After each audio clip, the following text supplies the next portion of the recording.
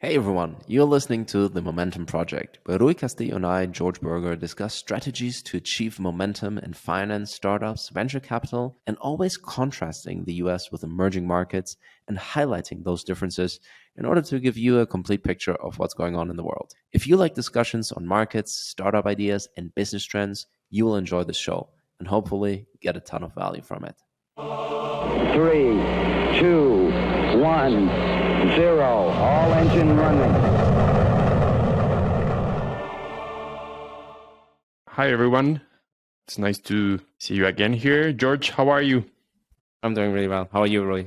I'm fine, thank you. Quite excited that the World Cup has started, and you can feel it on the streets here in Mexico. Lots of excitement. And today's topic is going to be around the World Cup, George. Of course, it is a highly interesting topic to have right now. And I'd like to focus, George, on the economics of the World Cup, because as a lot of listeners will know, Qatar has spent a huge amount of money, George, hosting this 2022 World Cup. How much did they spend? So I want to share estimates vary a little bit, but The Economist says that it's going to be close to 300 billion, right? So that's a huge amount of money.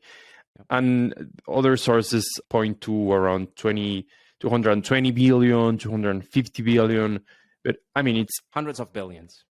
Hundreds of billions. And it's such a huge amount of money. And what's really interesting is that we're talking in terms of GDP. Qatar is a small country, George. So population-wise, Qatar is close to approximately 3 million. Yeah, around 2020 estimates were close to 3 million. According to Wikipedia, their current GDP stands for 2022, George, around 303 billion.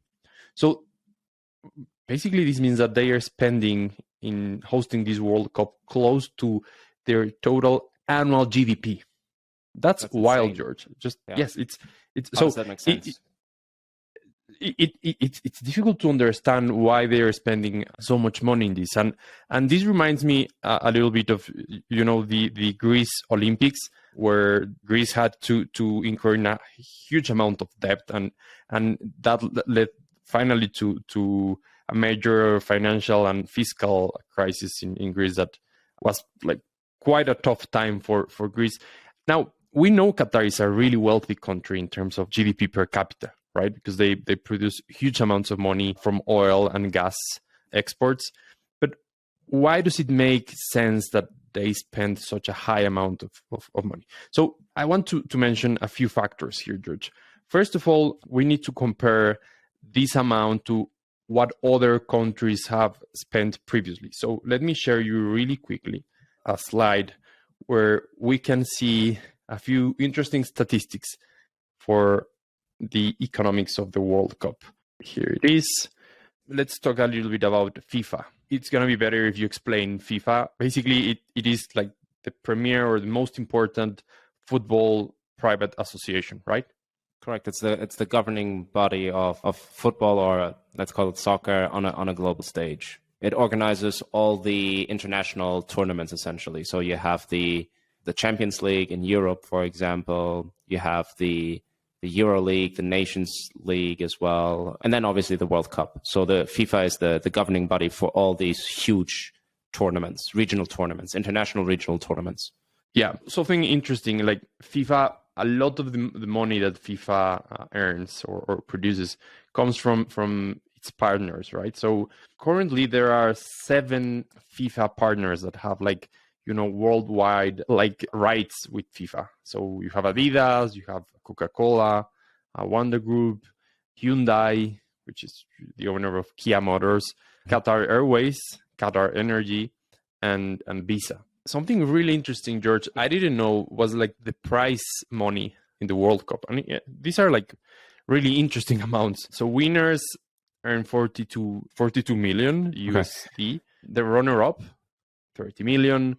And you can see third and fourth place around 25 to 27 million.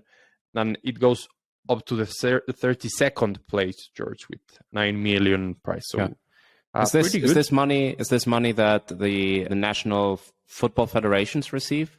Or who exactly gets this money? Like, I guess it's split between players and national football federations. Okay. That's right. Yep. So now I want to focus on this slide because this is what shows us how crazy it is that Qatar is spending close to 300 billion US dollars in hosting this World Cup. So previous World Cup, Russia 2018, they spent close to 12 billion.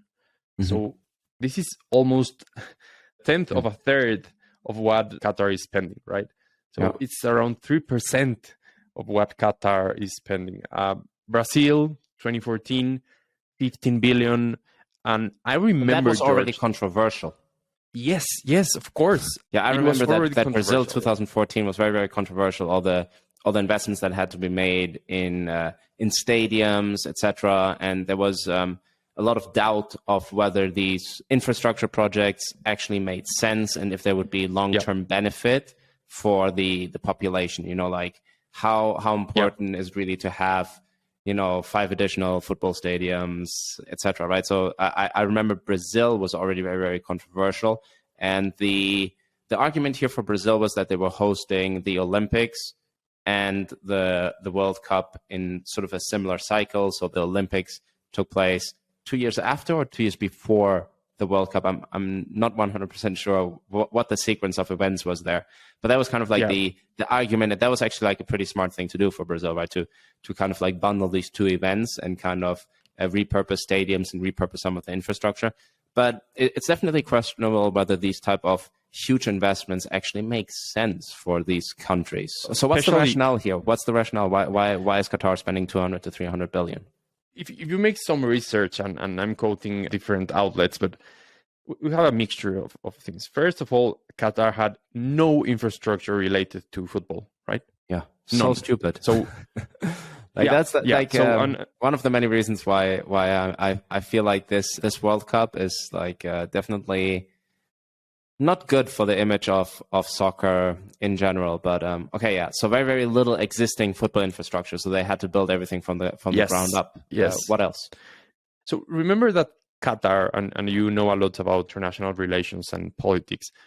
Qatar is basically, like this Arab kingdom. It always competes with Emirates, the United Arab Emirates, right? So they're kind of always like racing or trying to be like the better player in that sense, right? And Qatar has some really interesting like geopolitical issues with Saudi Arabia. Qatar is quite close to Iran. In some sense, what a lot of experts say, George, is that Qatar wants to position itself, as similar to what Dubai or Abu Dhabi have been doing in the last decades. Qatar wants to use this World Cup as a way to position itself like on the world stage, as a really wealthy, powerful, modern Arab state. And what a lot of their politicians or leaders say is that this World Cup will help to add a lot of value to the Qatar or Qatari brand, right? So in some way, they know, for example, close to half of the world population will watch this World Cup, right? Do you agree with that? It's the biggest sporting event in the world. Yeah. Yes. So they know that this will bring Qatar to so many TVs around the world. So they feel that it's worth trying to bring the Qatar brand up.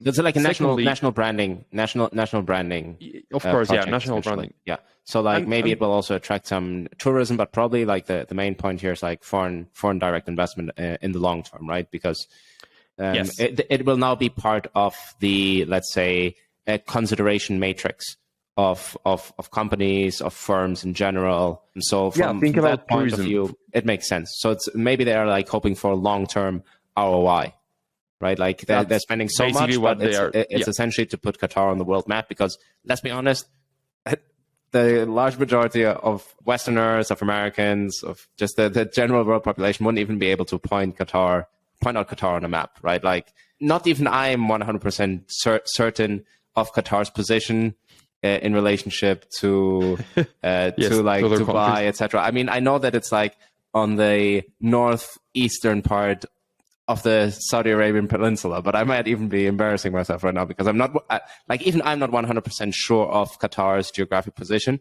and I'm really good at geography. So I think it kind of like literally it's supposed to put Qatar on the map, right? That's the idea. So yeah, their main argument is that all the infrastructure that they are building and all the publicity, all the branding that this will help Qatar develop, it's worth it. And a lot of economists and analysts say that okay, this is a huge amount of money. What we need to consider here, George, is that there is also a very important political factor, which is these are not democracies. Most of the Arab states are kingdoms or they have some sort of dictatorship, right? So we know that Qatar is controlled by like a royal family, and it sounds crazy, George, but it's like when you met some people with a lot of money and they want to spend a lot of money in a very expensive car or a luxurious house just to kind of show off. So this is also a way of Qatar, and specifically those empowering Qatar to show their wealth, to show how prosperous Qatar is. So what we also know is that the politics of ostentation. Yes, that's so interesting here because like it reinforces. So like that's actually really, really important because like I can kind of like go into like a little bit of a political science lecture. I'm not going to do that, but basically political legitimacy in non-Western countries has a very, very different rationale, right? Like in Western countries, legitimacy stems from democratic victories and then also sort of the performance, which then, leads to more democratic, let's say, success for a political party. And that's where political regimes generate their legitimacy.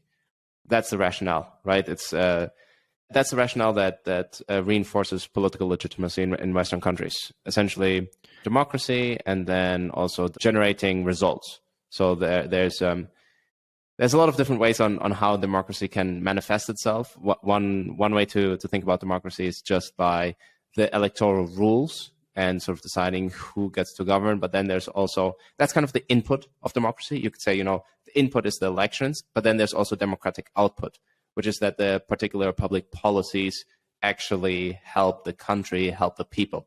So the elections and all the rules that make up democracy are the democratic input, but then the democratic output are the policies that lead to prosperity, to social security, to stability, etc. Right? So that's the democratic output that generates legitimacy for political regimes, and that's the logic that we have in Western nations.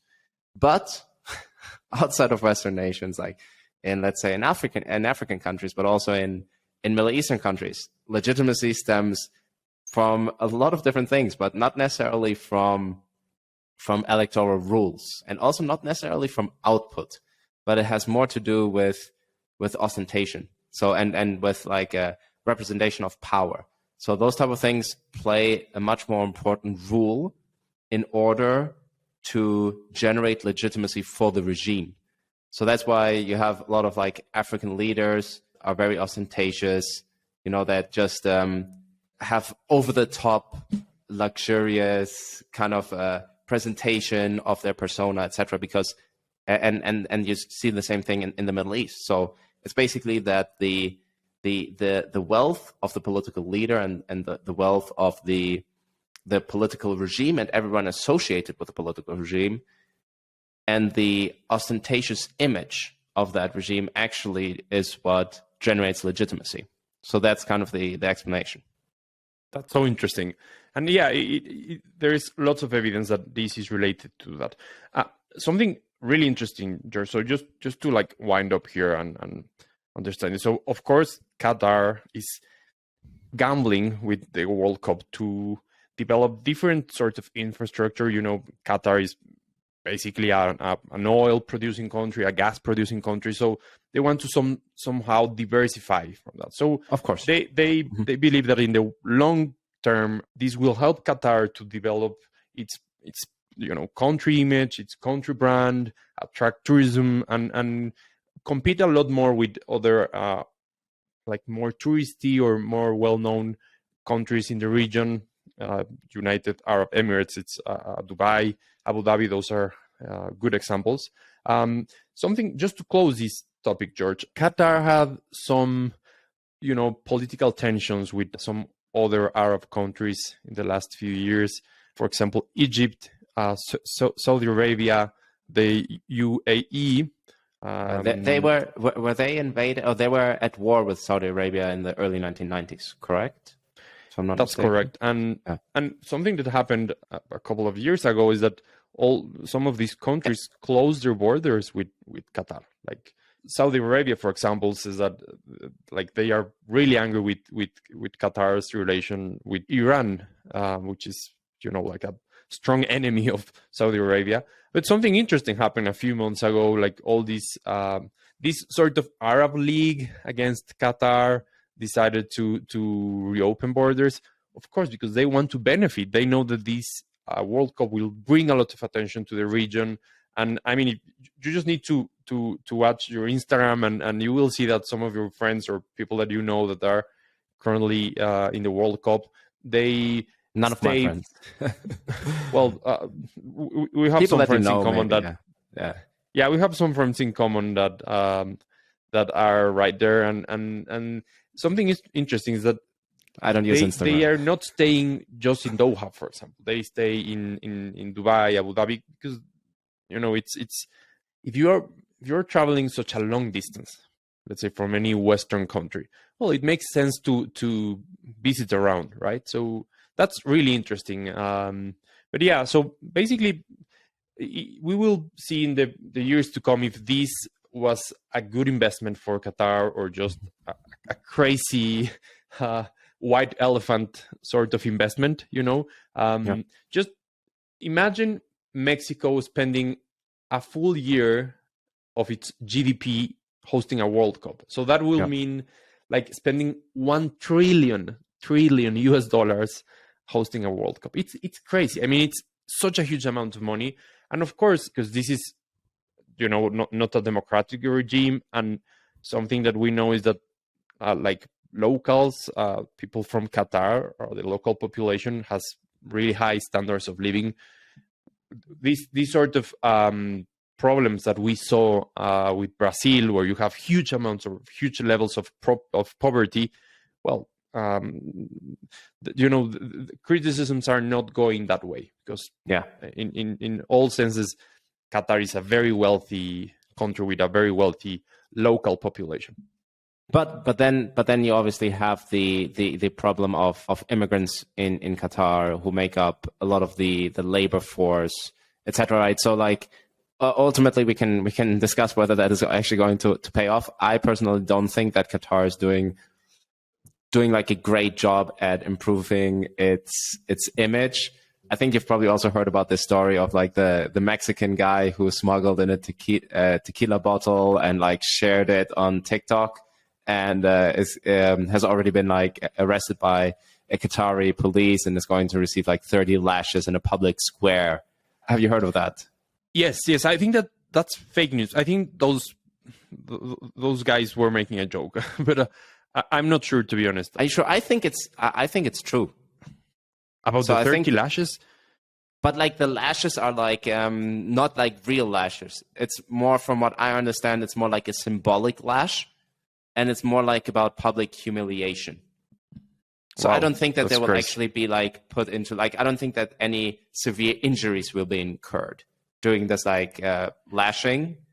It's more like a symbolic lashing from what I understand. But basically these type of scandals, and it's happened, there are now several reports, right, of like people getting arrested for wearing LGBTQ bands or T-shirts and stuff like that. So obviously I think that this whole project for Qatar is going to backfire. I don't think anyone is going to think about, oh, Qatar is such a modern nation. No, there are like real big cultural differences and differences in values as well. And like, I think that that's perfectly fine. Like, it is a different part of the world. They have a different history. There's different religion plays like a different role in society. And that's just how it is, And like, I think that Westerners are just going to see that. And I don't think anyone is going to say, oh, wow, I'm going to go to Qatar for a holiday because the culture there seems so amazing and the people there are so friendly. Like, that's not the impression that people are going to get from this World Cup. Yeah. Like, definitely not. Yeah. Like, I don't think it's going to to have any positive result in that sense. And I don't even think it's going to particularly improve the image of the country. And the one thing I do buy into the argument of it being a geopolitical hedge, like basically saying like, hey, now Qatar, we've hosted the World Cup, like you can't allow Saudi Arabia to invade us or something like that because, hey, like we hosted all of you, for World Cup. I think that's like just having that, like that favor, like it's kind of like geopolitically they can now say like you owe us one, basically, for hosting the World Cup. I think that's an argument that I definitely buy into, and sometimes it's also difficult. Like sometimes it's really, really important to understand the psychology of these really, really small countries in these regions that have much more powerful countries that are surrounded by much more powerful countries. Right, Qatar is this tiny country surrounded by Iran, Iraq, Saudi Arabia. The geopolitical risk there is real. And I think that this World Cup is more of a geopolitical hedge. Like it's just like like kind of like a geopolitical backup. Yeah, and really that's interesting. And that's an argument I definitely buy into. But overall, I think that most football fans actually agree, and actually most players also agree that this World Cup is stupid. Like, basically everyone knows that there are clear signs of corruption in how the World Cup was awarded. There were several Europeans that were bribed. There were several Africans that were bribed because it's the different football federations have to vote for the host nation, right? So there were clear signs of corruption. So the image of FIFA is greatly damaged. And then also a lot of players aren't particularly happy. I don't know if you heard about the German team. They were teaming up with 5 or 6 other countries that had planned to wear the One Love band that they had already worn in other games. I don't know if you've heard about this, but basically... No, I haven't. So basically, the FIFA basically told them that they're not allowed to wear that band. So that's political censorship. So that's another own goal, like for Qatar and FIFA. Like they've basically said, hey, you're not allowed to wear this. And if you wear this, you might be awarded... That there will be some kind of punishment. And they didn't actually say like some kind of sanction. And they didn't even say what type of sanction it would be. They said it could be a yellow card, but it could also be like a reduction in points during the group stage. And that basically puts like the athletic achievement of the entire team, of an entire team into question. And here you could say, well, why do you care as a football player? Might as well get a yellow card. Might as well get point reduction in the group stage. Really, as a football player, you only have 3 chances to win the World Cup, and the probability of winning a World Cup is really, really low.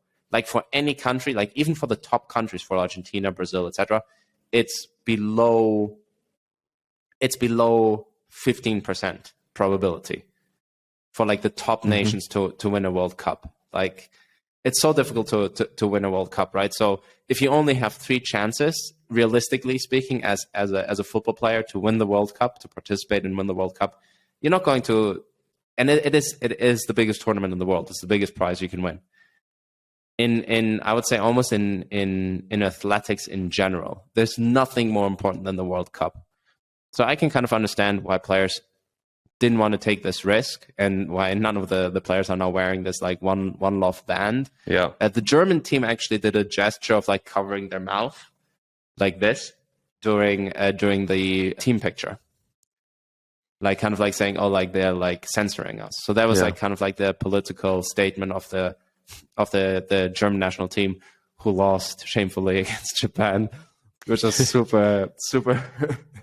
super annoying. I was watching that game yesterday and I was just like, I was just fuming. Like Germany was so dominant for 70 minutes, and in the last 20 minutes, Japan just played better and scored 2 goals, and that was awful. But anyways, and then also all the other scandals that are surrounding this World Cup make it so obvious that it's just, there was a really, really poor decision, right? Like all these workers at the construction sites that have died. There's this one number that says 6,500 immigrant workers have died over the last 4 years on construction sites. Obviously, that's not just construction sites for the World Cup, but just in general. But there's a very, very large amount of people that have died, and basically it's because of the temperatures in Qatar, right? Like basically what happens there is that they're just out in the elements, and they die of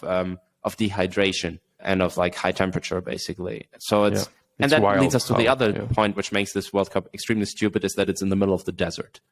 So it's in the middle of the desert. It's a really, really taxing climate for athletes. So that's the other reason why a lot of players are actually against this World Cup.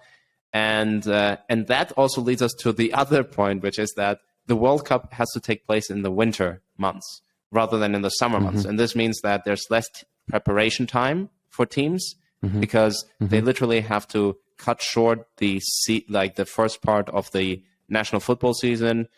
They have 1 week or maybe less than 2 weeks of preparation for this tournament. And they also don't have rest. So a lot of the players are basically like finishing the National League games and going straight into the World Cup. So it's like all around poor decision making by FIFA, and it's ultimately it's I think bad for football in general. But I still remain really really optimistic for the future of the sport, and I wanted to talk about the next World Cup, which will be hosted by the US, Canada, and Mexico. Is that correct? That's right. Yeah. North America. So that's obviously super, super exciting for us. We are based here in Mexico. So I think I'll even go to the US or fly to Canada to watch some of the games. Like I'm definitely going to go to this World me too. Cup. Yeah, it's going to be awesome.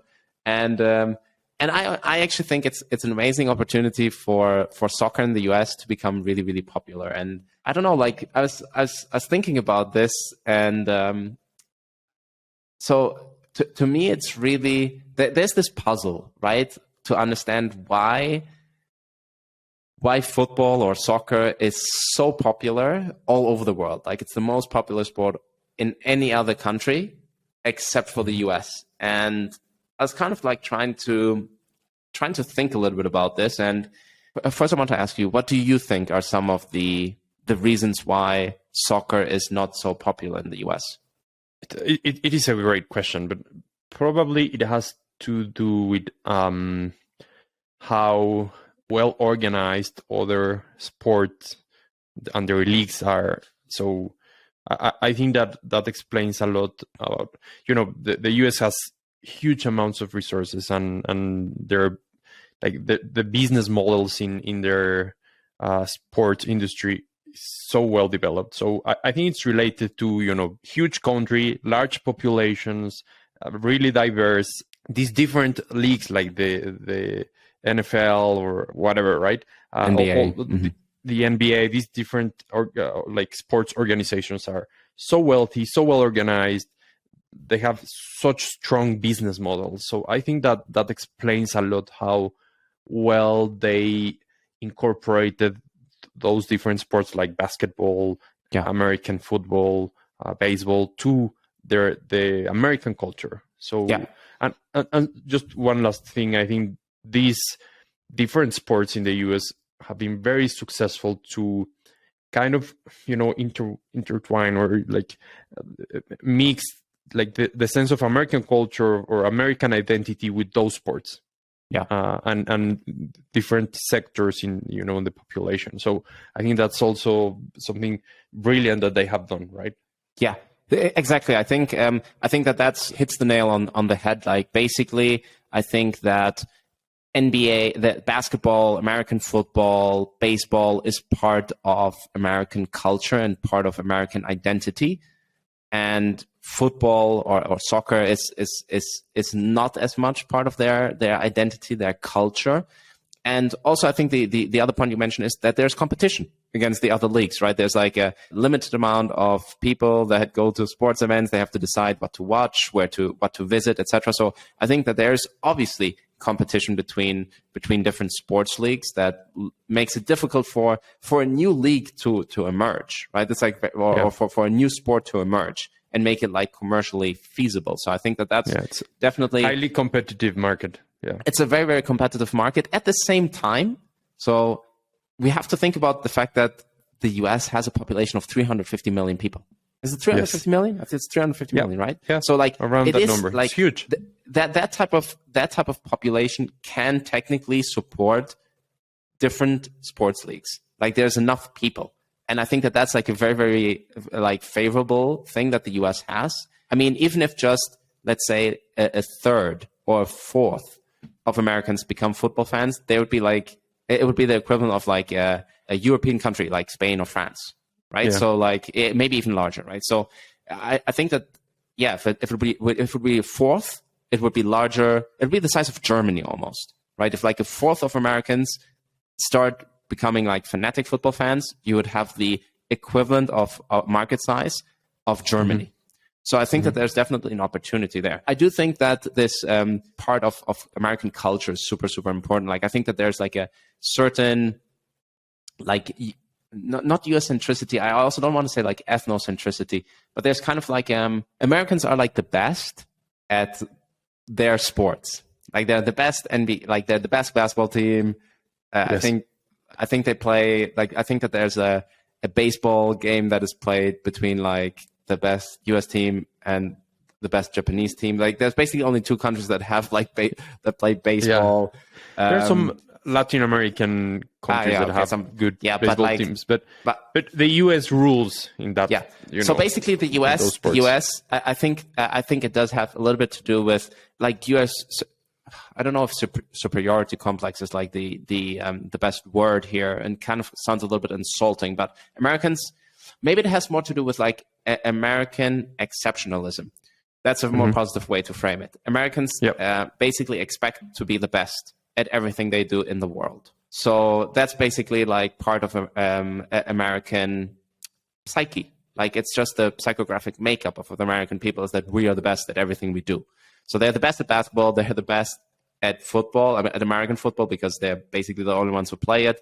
They're also the best at baseball because they're technically the only ones who play it. But with soccer, it's obviously very, very different, and it's much more competitive, right? Because guess what? No one cares about American football. No one really, no one, and putting my air quotes here, like no one really cares about baseball. So the rest of the world cares about football, so it's much more competitive, and I think that can be a problem for the American psyche. Like we actually have to, they actually have to compete here, and they're not going to win. It's like almost impossible to win every time. So I think that's just something that Americans will have to get used to, but maybe that's like a difficult thing to get used to if you're used to just winning everything else that you participate in. If you're like the best American football team, like the best at playing football, you're the best at playing basketball, etc. So then like really throwing yourself and dedicating yourself to a sport where you're not going to be the best is maybe like a little bit difficult from a cultural point of view.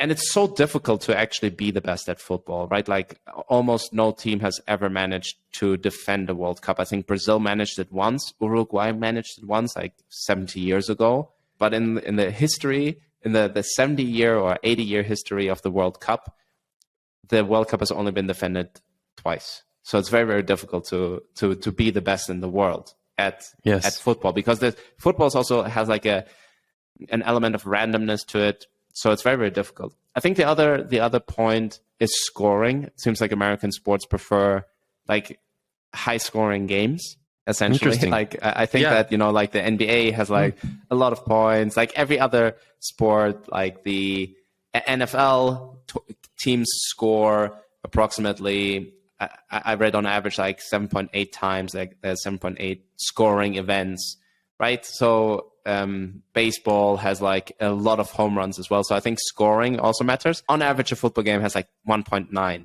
goals. So it's like a lot less scoring. That's so interesting. What do you think about complexity? Like, that's another element, right? Like there's like a lot of rules in American games, and there's like a high level of complexity. And soccer is the beautiful game because of its simplicity. Yes, right? The I agree. Totally agree. Makes football or makes soccer so beautiful, right? It's just like two teams, a ball, go and score a goal using your feet. Yeah, even a 3-year-old, a 4-year-old can quickly understand what's the game about, right? Exactly. You just need to score. It's so simple, and I think that explains a lot of why it's so loved around the world, because it's Exactly. and it's not It's an a beautiful expensive game. It's a beautiful game, and like these barriers to enter, right? Barriers to entry. So low. You just Yeah. think about really poor countries that they. I remember once here in Mexico, like traveling around this very small poor town, and I remember watching these 80-year-olds playing with like a very old, damaged football. Like, you don't need a lot of money. You just need like some space, and you can use some rocks to You can build make a makeshift goal. You can just put like Yes. one Yeah. sweater and another sweater, and then you have a goal. Yeah, Like you can just I place remember them on the doing that ground. with. Yeah, that's something Park. we That's did how as we played child, football. children. Yeah, that's how we Yeah. played football as children. Exactly. Like you don't Yeah. necessarily need a goal with a net. So there's Yeah. like it's very, very easy to just spin up like a soccer game. One of the other reasons why I think that the soccer has like some challenges in the US market is that it's not as conducive to advertisement because there's not a lot of breaks. Interesting. Like if you compare like an NBA game, there's like I think 10 or 12 opportunities for breaks. You have breaks between the quarters, you have the halftime break, etc. So there's a lot of other breaks where you can show advertisement. One statistic that blew my mind was that in American football, in an NFL game, you have 7 minutes of playtime of like actually seeing football, and then 8 minutes of commercials. So if you're watching like, I don't know, an NFL game that takes 3 hours, half of the time you'll be watching commercials. So it's actually insane. And obviously that's like a little bit difficult for soccer. So there's less interest from TV networks. Yeah.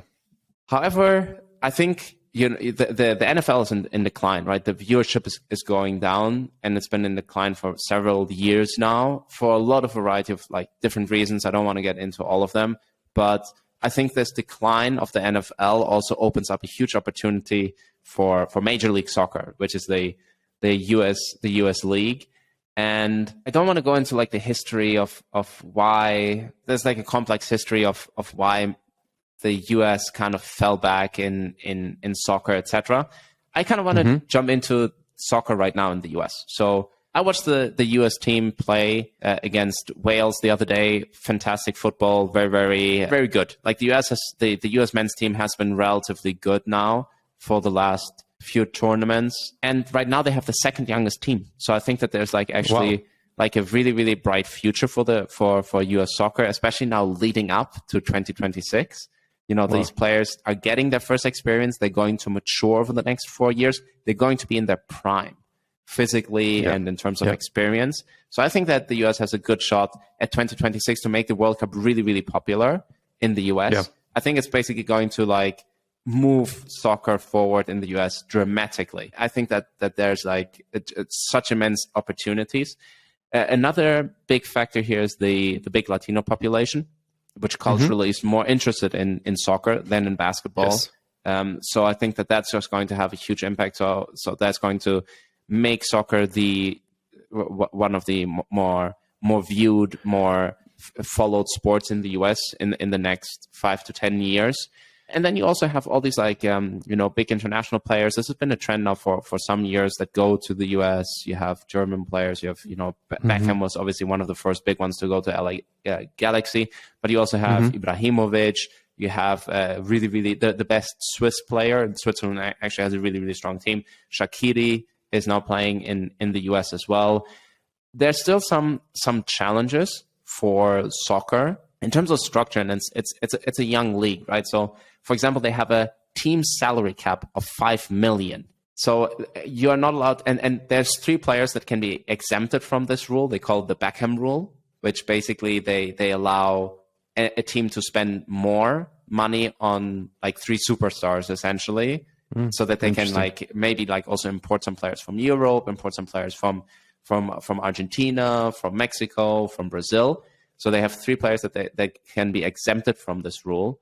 But this means that the 5 million salary cap essentially means that on average, the players in a US soccer team earn approximately $200,000 to $300,000 per year for being a professional athlete. If you compare that, for example, to the Bundesliga, in the Bundesliga, the average salary is 1.6 million. So it's, quite a bit larger. They're planning to increase the salary cap to 13 million over the next 5 to 7 years. So I think that's a positive move. But just take a guess of what the salary cap is for NBA teams. So the soccer cap is 5 million. Do you know what the salary cap is for NBA teams? It's going to be a wild guess, but let's say 50 million. It's 25 million. It's 130 million. That's so ridiculous. Like in the US, the top players earn $40 million, and the median NBA salary is 4 million. So this is obviously also very, very problematic. And talking about like competition between leagues, if you're really, really skilled, if you're a very skilled athlete, and let's say like you're 6'2", like 1 meter, 85 centimeters, you're good at basketball and you're good at football, and let's say like you're a really, really gifted athlete who can become a professional athlete, and you could become a professional athlete in basketball or in soccer, you're going to choose basketball, right? And like with these like with professional athletes, honestly, all of them are good at multiple sports. Like there's video footage of LeBron James playing American football, and he's really, really good, obviously. And obviously he became an NBA player because the NBA has the highest salaries. There's also, I don't know if you know the basketball player Allen Iverson.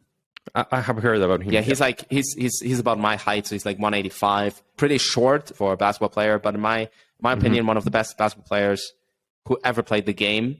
Super quick, and he was also an American football player. So there's also like a lot of footage of him, and he could have also become like a quarterback for American football, if I'm not mistaken. And he also chose the NBA because that's where the money is. So like I think that one thing that needs to change in American football is that they need to increase the salary cap really, really quickly, right? Because if you are a top athlete and you could become a soccer player or a basketball player, you're going to choose. You're going to choose the sport that pays you more, essentially, right? And there's one German player, Musiala. He's 19 years old, and I saw video footage of him playing basketball, and he's a really amazing basketball player as well. But he now plays for Bayern Munich, and he plays in the German national team. So like it shows that it basically this hypothesis of athletes are going to choose like the best economic outcome. Like in the end, they're homo economicus. They're going to do whatever like is economically right for them. They're going to take an economically rational decision. So and Musiala is this German player who's really, really good basketball player. I saw footage of him. He like scores like several 3-pointers in a row, and like just the form that he had was really, really good. So he's like I'm sure that he could probably be a professional basketball player as well. And he's right now, I think, actually the most talented player in the German national team. He's only 19 years old, but he's so talented. And he plays for the best German for the best German team of the Bundesliga, which is Bayern Munich. So like this hypothesis is that athletes will choose wherever they earn more money is absolutely true. So I think that's going to be one important thing that Major League Soccer is going to have to improve. And there are a few things. There are a few other things that I would do if I would be the sort of the leadership of Major League Soccer. I would first of all create a second tier league, like a second league, because right now there's no second league and there's no threat of relegation. So if you're at the bottom of the table, nothing happens, and that takes a lot of a lot of the passion away from the game. Like every game should be important. And if if you're already losing and you're kind of if you don't have title chances and you're kind of at the bottom, it doesn't really matter. But if there's like a second league and if there's like a chance or like a risk of relegation, of like losing the Major League Soccer and like having to go down to the second league, you have something to lose. Exactly, and I think that increases the passion for the game and makes every game much more important. So that's something I would do. And then in the long run, I would also try to create or to participate in the European Champions League, in my opinion. Like I think that that's one way for US teams to get on the world stage. And the European Champions League is such a big event. I mean, here in Mexico, people watch Real Madrid play the Champions League. They watch Barca play the Champions League. They watch Bayern Munich play the Champions League.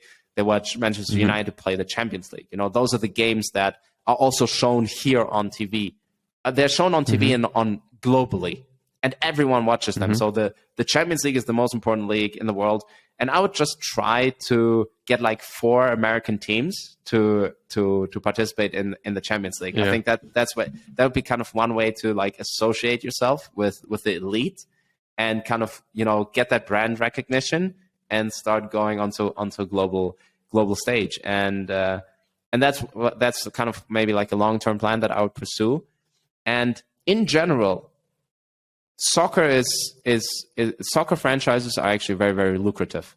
So I pulled up these numbers and I was just looking at revenue numbers, not at profit or anything like that, just comparing pure revenue numbers. And I think that's important, right? Because like in the end, Americans are also very business focused, and if they see a business opportunity here, they're going to dig into this. And the Warriors are the most lucrative NBA franchise in the US. They have a revenue of approximately $700 million in 2022. Guess what is the revenue of, let's say, Barcelona for the year 2022? Let's say around 400 million euros. 1 billion. 1 billion euros. Yeah. Wow. So and I'm actually comparing apples with apples here, right? Because Barcelona is like the biggest team. Like I think on a global stage probably has the highest brand recognition. Well, you know, you could say Manchester United is also up there, Real Madrid is also up there, etc. But so the Warriors have 700 million, and Barcelona has $1 billion in revenue this year. Sure. Bayern Munich, which is, to be fair, an extremely well-managed franchise, is generating 720 million in the Bundesliga. Wow.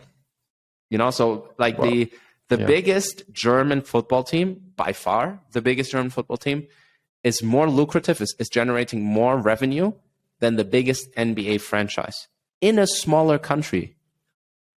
You know, so like think a little bit about this. Like soccer can be... Potential is really high. Yeah, soccer can be very, very lucrative because the stadiums are larger and you can fit way more people into that. You can sell more tickets. There's less games. So there's huge potential. It can be... You have a worldwide market. And you have a worldwide market. Correct. You can actually have a global fandom as well. And the potential for global fandom is much bigger for a soccer team than for a basketball team.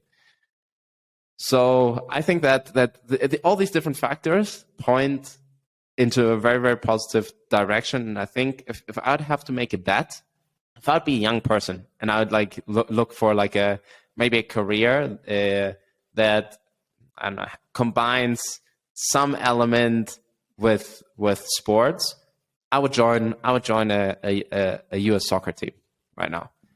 Like I would join a US soccer team. I'll make it more specific. I would join a US soccer team in a state that has already a high Latino population and where the Latino population is going to continue to grow. I think that that's like an interesting career opportunity. And if I'd have the money to buy a team or to invest in a team, I'd buy a soccer team. I think that the potential there is way larger than most NBA franchises. And you know, you'd make it's kind of a decade-long bet, but considering that the World Cup 2026 is going to be in the US, I think that they're like a growing Latino population, a general growing popularity as well in general of soccer in the US. Very, very positive signals. So that's what I would do. I'd try to join a soccer team right now. Awesome. And that's my riff. Positive. I generally very positive outlook for soccer. Yeah, I agree. So who do you think is gonna win the World Cup? Win the World Cup? Oh my God! So I think we can do another talk about this, but I will do a quick preview. But basically, I was doing like some mathematical modeling, looking at, oh my God, there's this one thing called XG. It stands for extremely good. It kind of is often used in like sports to do statistical analysis of outcomes of games, where you basically pair up the amount of goals a team normally scores, and you can like use that to like statistically predict the outcome of a game.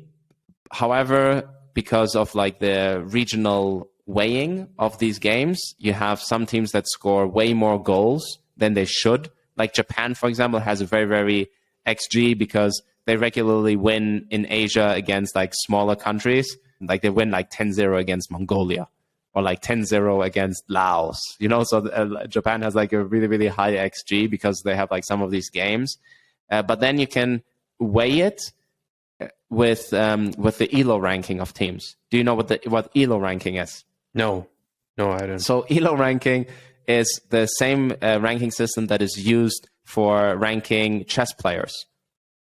And also, like, it's also used in a lot of esports. It's, for example, used in Age of Empires. You have like an ELO ranking. And basically, you gain points if you beat... You gain a lot of points. Let's say you're like a medium player. Let's say you're a player that has an ELO ranking of 1500. And you beat if you beat a player who has an ELO ranking of 1600, so way higher ELO ranking, you will gain a lot of points and they will lose a lot of points.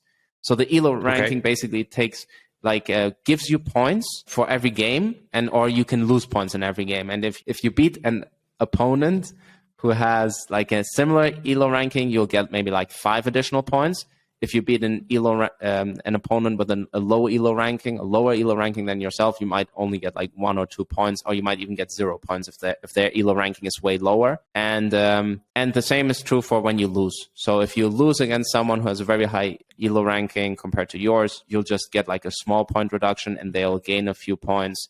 So it's basically like a very, very smart system to start ranking countries. The ELO ranking, I can pull this up. Let me quickly tell you. So, kind of the top ELO ranking that you can get is it's approximately 2,000. So, like the best world chess player in the world has around 2,000 ELO ranking. The best Age of Empires player in the world has around 2,000. So that's kind of like the highest ranking you can have. Brazil right now has an ELO ranking of 2,169. Argentina has an ELO ranking of 2086. Spain has an ELO ranking of 2068. Then it's Netherlands, France, Belgium, Portugal, Italy, England, Denmark, Uruguay, Germany.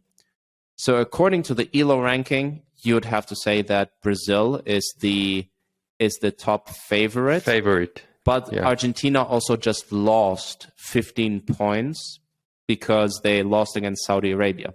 So that's like a big upset. Right, so like that's wild. Like if you're a really high ranked ELO player and you lose against someone who has a super low ELO ranking, you directly lose a lot of points, right? So there might be some distortion here, but according to this ELO ranking, Brazil is the best team right now. Because the interesting thing about ELO ranking is that it's updated with every game, so it's also a trend. Like you can have a clear trend of how things are going, and it also takes into account the quality or the difficulty of your games.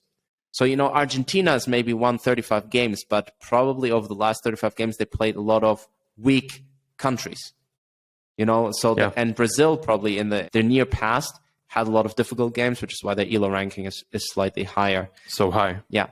So basically, statistically it's going to be Brazil or Argentina. I already did some calculations, and I think both of them have like a very, very similar probability outcome. Brazil has a probability outcome of 15%, and Argentina has a probability outcome of 14%. Huh. So despite the fact that they're like the favorites, it's like pretty low probability, but between those, it's like a 30% probability. And you can actually, so there's this one interesting thing. You can use XG, which is, the probability of how many points are getting scored, and you can combine it with the ELO ranking, and then you can look at every game, and there's like actually a very even distribution line between weighing the XG with the ELO ranking, and it's basically a 500 point, and this is like a perfectly almost like a really, really clear distribution. Like you have all these dots on the graph, and they form a clear a line, and it's not like an exponential or anything, so that you can have a clear trend. And statistically, if you have 500 points difference, you have an XG difference of 1.8. So you can kind of, with using that, you can predict the individual games, and you can like map it out, and you can see who's going to advance in the groups, etc. So if we, for example, take, let's say Netherlands has an ELO ranking of 2050, if we compare them to a country that has an ELO ranking of, let's say, 1500, like Ghana, you would expect the Netherlands to win 2-0 against Ghana. Wow. And so it makes it makes a lot of sense, essentially, like this distribution. If we just take another example, so you have, for example, Denmark is at 1900, and if we compare them to a ranking that's, let's say, 250 lower, you would be playing against a country like Sweden, and there it would be a 0.9 XG difference. So Denmark, according to this model, would win, statistically speaking, 1-0 against Sweden, which makes sense, so you can use that. It's like a pretty good statistical model. So my guess is Brazil and Argentina. Yeah, it's going to be, statistically speaking, Brazil has like a slight higher chance, but then it's soccer. There's so many different, there's so many different elements. There's like variables. Randomness. I only hope that Europeans have dominated the last 3 or 4 World Cups, so I hope that we see it will be great to see someone from Asia, but at least from South America, I like that. So yeah, for sure. And Brazil is, I think, well, Argentina would deserve it. It would be great for Messi. It would also be great for Neymar and Brazil after their like trauma of 2014, Yes. So where they lost 7-1 against Germany. So any of those countries have high probability. I think actually, surprisingly, one other factor also is the seeding. So the strength of your group and who you're most likely going to play in the next stage, etc. And England actually has one of the easiest seeding according to this particular model that I looked at, because what's England's ELO ranking? Let's see. I can't find them on the list right here. They're 9th. So they're 9th, but they have like a kind of like a 50% probability to get into the, or like I think it was like a 34% probability to get all the way to the semifinals, which is very, very high for like a 9th. Yes. Right? Like it's statistically speaking slightly higher, so there the seeding plays an important role as well. But it will definitely help them with their economy. Yeah, George, for sure. I think we need to wind up. Yeah, Louis, it was a pleasure talking to you. Bye, everyone. It was a pleasure. See you in 2 weeks. I'm not gonna be here next Thursday. Okay, no problem. If you're having some holidays, but see you in a couple of weeks. Yeah, bye. Bye.